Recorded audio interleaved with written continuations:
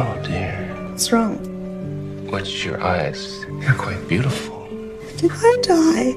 A chubby girl accidentally crossed into a world where being fat was considered beautiful. Men on the street looked at her with admiration.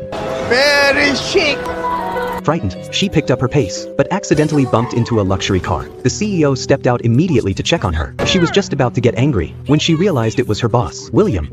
You're quite beguiling, aren't you? But strangely, William didn't act like he did yesterday. He didn't show any disgust. Instead, he offered her a ride in his car. She couldn't believe her ears. She'd never been treated like this before. The car slowly crossed the bridge. Even the birds were flying in the shape of a heart. When they arrived, the once messy street was now spotless and bright. Flowers filled the road with a romantic vibe. William wrote his phone number on a flower petal, then handed it to her, gently saying she could call him anytime. When she got home, she was completely stunned. The old, tiny apartment had turned into a luxurious mansion. The fridge was stocked with her favorite ice cream. The walk-in closet was filled with designer clothes, and every piece was perfectly sized for Madeline. It all felt like a dream. Before she could figure out what was going on, her neighbor showed up inside her house. The neighbor told her this was just one of many houses she owned. Now Madeline felt like she was living in a fairy tale, and she was the princess. The next day, she went to work, but her company looked completely different. Her co-workers warmly brought her coffee. Her assistant eagerly gave her updates. Madeline had become a senior designer. She immediately told George everything that had happened, guessing she had crossed into a world where being fat was adored. Now she was the idol everyone admired. She had a thriving career, lived in a fancy house, and attracted attention everywhere she went.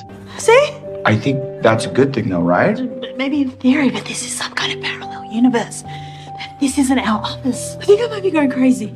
Used to living a quiet life, Madeline couldn't adjust to all the sudden change. So she returned to the subway station, hoping to recreate the robbery scene from last night, thinking it might send her back to her real world. She even begged strangers to rob her, but they just thought she was crazy. As a train approached, she closed her eyes, ready to jump. Suddenly a police officer grabbed her just in time. Officer Hanson, I didn't want to be saved. I'm not saving you. I'm arresting you.